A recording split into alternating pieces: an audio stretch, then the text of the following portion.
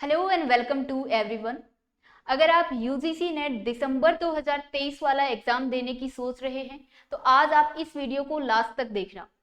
पहली good news तो ये है कि कल से 1 जुलाई स्टार्ट हो जाएगा। तो इस बार तैयारी करने के लिए जुलाई से दिसंबर लगभग 6 महीने मिलने वाले हैं। तो अगर चीज़ों को हमने ईमानदारी से फॉलो किया तो फर्स्ट अटेम्प्ट में ही जेआरएफ को क्लियर कर सकते हैं। आज मैं पूरी प्लानिंग को डिस्कस करने वाली हूँ, कैसे जुलाई से दिसंबर तक के टाइम को हमें यूटिलाइज करना है, सिलेबस को कब तक कवर कर लेना है, उसके बाद रिवीजन को कितना टाइम देना है, पीवाईक्यू एमसीक्यू कब से स्टार्ट करने हैं, या बाकी कौन सी चीज़ें हमें फॉलो करनी है हमारी तैयारी के टाइम, राइट। ये कुछ चीज़ें हैं जो मैं आज डिस्कस करूंगी, जैसे how to clear JRF in first attempt, complete strategy for preparation, study material, PYQ MCQ source, what should avoid during preparation. So first of all, ask yourself what you want. खुद से पूछिए कि आप क्या चाहते हैं, और अगर आपको आपका रीजन मिल गया है, आपको आपका गोल मिल गया है, तो अब पीछे मुड़ के नहीं देखना है जब तक कि उस गोल को अचीव नहीं कर लो। अगर आपका टारगेट यूजीसी नेट दिसंबर 2023 है तो आपको दिन रात मेहनत करनी है इस टारगेट के लिए और आपको अचीव करना है। गोल अगर डिसाइड हो गया है तो नेक्स्ट बात आती है नो अबाउट द सिलेबस। हो सकता है काफ़ी बच्चों ने लास्ट अटेम्प्ट दिया हो या सिलेबस से अवेयर हो, या हो सकता है कुछ लोग इसी बार पहली बार अपीयर कर रहे हो तो उनको सिलेबस का आइडिया नहीं हो। तो सबसे पहला काम क्या करना है, यूजीसी नेट के एग्जाम में 2 पेपर होते हैं, पेपर 1 एंड पेपर 2। पेपर 2 जो सबका अपना अपना अलग होता है, लेकिन पेपर 1 सबके लिए कॉमन होता है यहाँ पे। और पेपर 1 में 10 यूनिट्स आती हैं, इसी तरीके से पेपर 2 में भी 10 यूनिट्स आती हैं।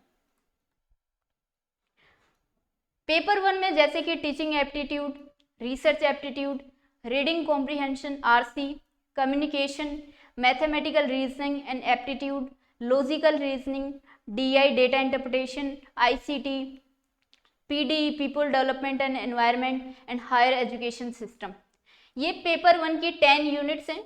पेपर 2 की मैंने यहाँ पे इसलिए नहीं लिखी है क्योंकि पेपर 2 की सबकी अपनी अलग अलग होती है।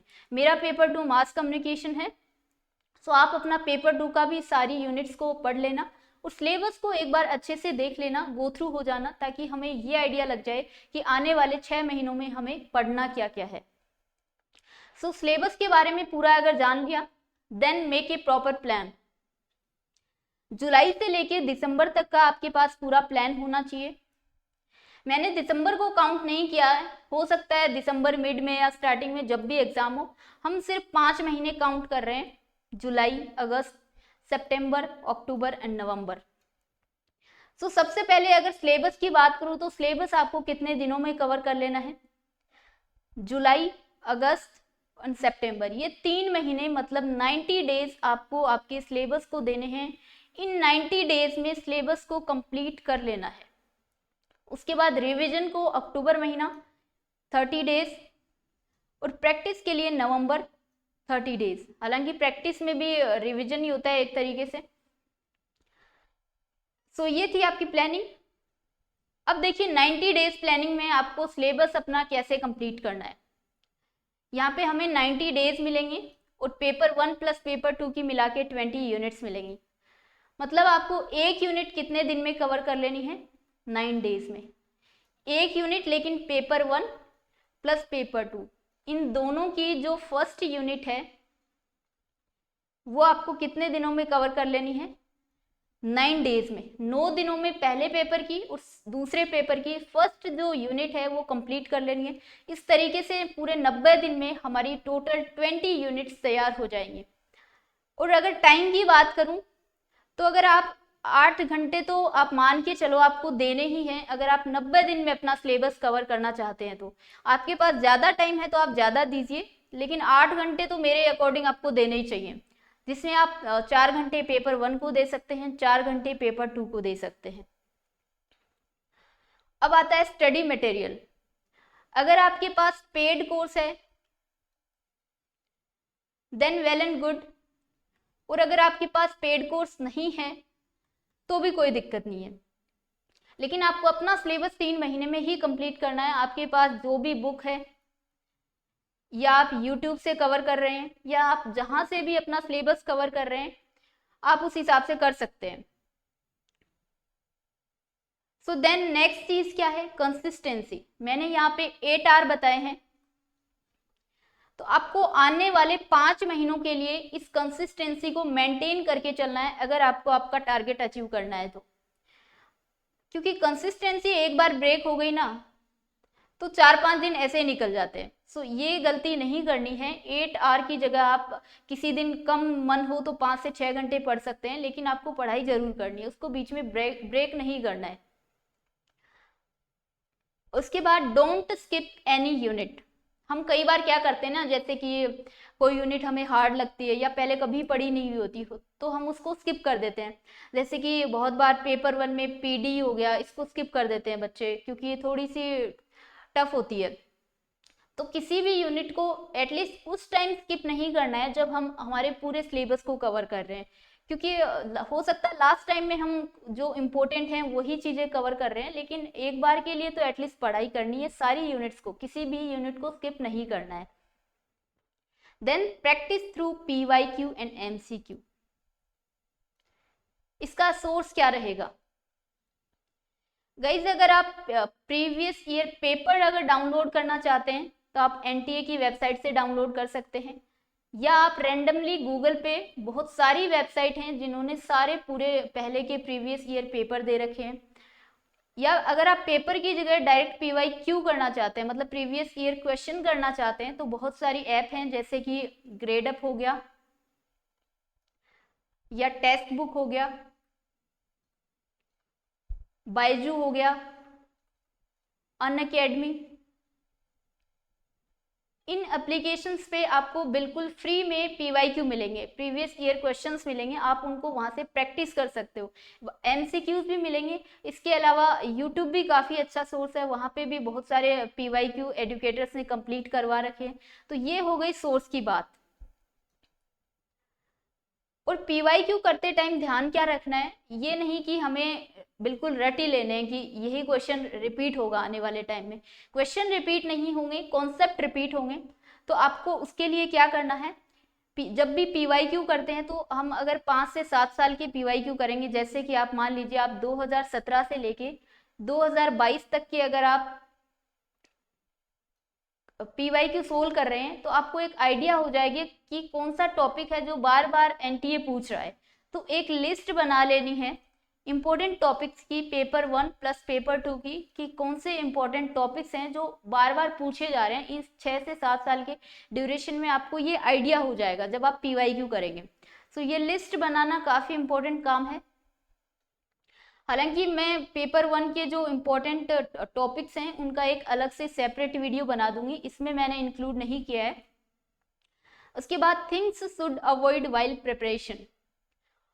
First thing, procrastination. कल से 1 जुलाई है।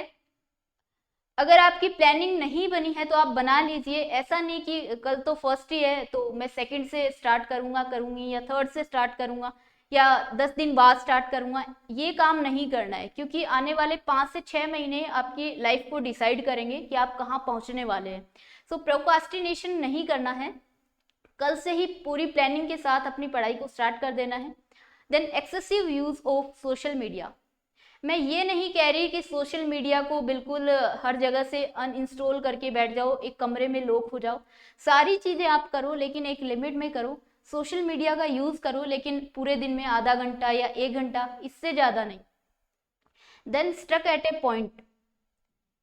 कई बार या तो हम एक टॉपिक को पकड़ के बैठ जाते हैं या एक क्वेश्चन को पकड़ के बैठ जाते हैं और वो जब तक सोल्व नहीं होता उसके पीछे लग जाते हैं और पता भी नहीं चलता 5 से 6 घंटे कब निकल गए।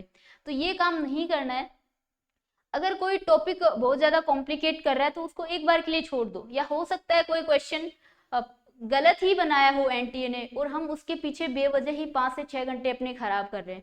ये काम नहीं करना है। देन नेगेटिव थॉट्स, इसको आप अपनी तैयारी का एक हिस्सा मान के चलो, क्योंकि अगर आप एक ह्यूमन बीइंग हो तो ये नेगेटिव थॉट्स का आना तो बिल्कुल पॉसिबल है। आप जब तैयारी करेंगे तो बहुत बार आपको ऐसा फील होगा कि इतने सारे बच्चे एग्जाम दे रहे हैं, मेरा कैसे होगा, इतने सारे बच्चे तो बहुत पहले से तैयारी कर रहे हैं, मेरा कैसे होगा, या इतना सारा सिलेबस है मैं कैसे पढ़ूंगा। तो ये सारी चीजें आना बिल्कुल नॉर्मल चीज है, और इसको आप अपना एक प्रिपरेशन का पार्ट ही मान के चलो, जिसको आपको स्किप कर देना है थोड़े से टाइम के लिए। Then lose confidence.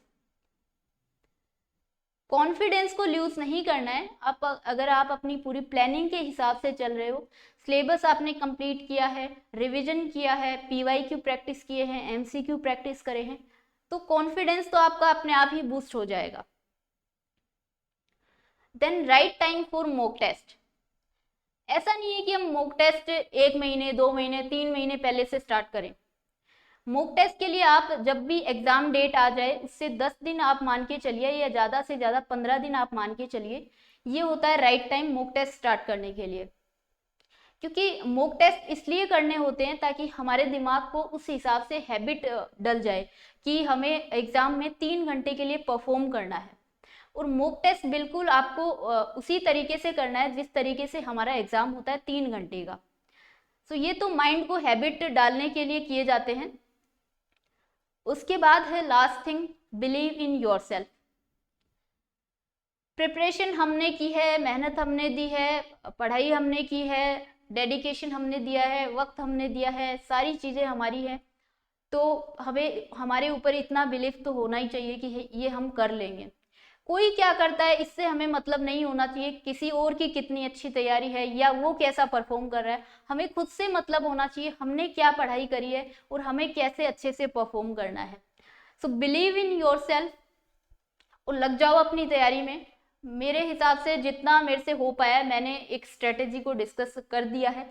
इसके अलावा भी अगर आपका कोई डाउट हो या आपको कुछ पूछना हो तो आप इस वीडियो के नीचे कमेंट बॉक्स में लिख सकते हैं, मैं वहाँ पर रिप्लाई कर दूंगी। So good luck to everyone और स्टार्ट कर दो अपनी प्रिपरेशन।